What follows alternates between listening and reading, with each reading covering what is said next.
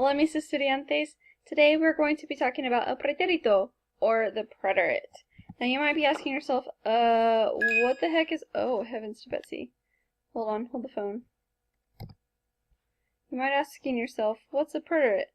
Hold on, we're gonna pause. I'll be back. And we're back. So you might be asking yourself, what's the preterite tense? Now tense is not the feeling that you get right before we complete a speaking portion of your test. Nah. The tense refers to when an action takes place. So far, we've talked about the present tense.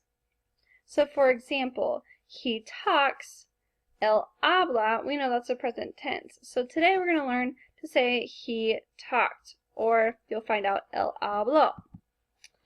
So, the preterite tense tells what happened at a particular moment in the past. So we're talking about actions that have already been completed. Alright, new set of conjugations to remember. Remember, today we're just talking about AR verbs. And let's quickly go through and remind ourselves of our steps to conjugating. So you're going to take your verb in the infinitive form. You're going to drop that AR ending, and then you're going to add one of these conjugations. So remember, our yo form is going to be a with an accent. Our tu form is going to be haste. El, ella, and usted is o. Nosotros is hamos. Vosotros is hastéis. And ellos, ellas, and ustedes is haron. Okay, so it's going to be very important that you become familiar with those. So let's look at some examples.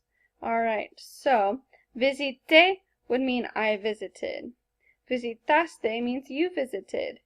Visitó means he visited or she visited or you all formal visited. Visitamos, we visited. Visitasteis, you all visited. And visitaron, they visited or you all formal visited. Now, just like with our previous present tense conjugations, do we need a yo for yo visité? Not necessarily. We know that ending is just unique to the yo form. Same thing with the tu form. Visitaste, we know that we're saying you visited.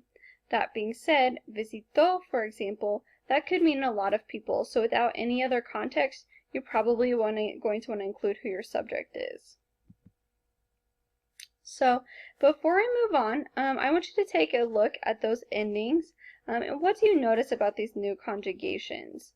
If you were trying to maybe make some connections or have a way to remember them, what do you notice that's different than we've seen before? Think about it. Did you notice that there are accents in the yo form and the la and usted forms, conjugations? Did you realize that the vosotros conjugation is formed by just adding is to the end of the tu conjugation? Visitaste is. Did you notice that the nosotros conjugation is the same as the present tense? So then how are we going to know the difference? Well, you're going to use those context clues to determine your tense. So the information around that word. So here's your first opportunity to para y práctica. So I've got 5 conjugations for you. I think it would be really helpful if you copied these down as well as your Spanish conjugation and then the translation into English. So go ahead and hit pause. Let's see how you do. Alright, here we go. Descansé means I rested. Estudió means he rested or Nicolás rested. Viajaron, they traveled. Dibujaste, you drew. Mandasteis, you all sent. So if you'll notice, numbers 4 and 5 in English, drew and sent, are examples of irregular conjugations, which we're going to learn about a little bit later. But we do have irregular conjugations in English, and we have some in Spanish as well. So this is just a little FYI for you. One of our vocab words is pescar, and it has a little slight different spelling change only in the yo form. So I just wanted to give this information to you. But if you start to get confused or you feel like you haven't grasped this concept fully, don't worry. We're going to talk about it later, a little bit later in the year. So these are spelling changes that only take place in the yo form. And it's because of that silly letter E. And it happens, so this happens to maintain the same sound of that letter, that C, G, or Z. So, for example, our CAR verbs, that C changes to a QU. So sake, but that's the only spelling change it has. So for the rest of its conjugations, it's sakaste, or S-A-C-A-S-T-E, sakaste. And then GAR changes to GU, so llegué, I arrived. And then almorzar, that Z changes to a C, so almorcé.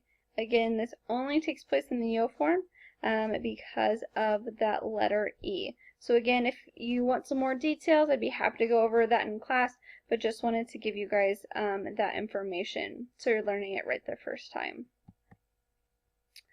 So I want you to think of how many cargars are verbs that you can think of that you know just off the top of your head. So go ahead and hit pause. There's 3 of them that you can write down. See if you can remember any more verbs that end in car, gar, and zar. Alright. Here's the list that I came up with. Sacar, obviously, llegar, almorzar, jugar, and buscar. Can you think of any more that you already know? If there's something that I didn't add on the list that you had, please make sure that you let me know in class so we can add that to the list. And is that list all-inclusive? Obviously not. You're going to learn a lot more cargars are verbs, but we'll just start with there. So we've got mi familia y yo. So your last opportunity to para y practica. So I want you to tell me what the conjugations of these verbs are. So go ahead and hit pause, and let's see how you do.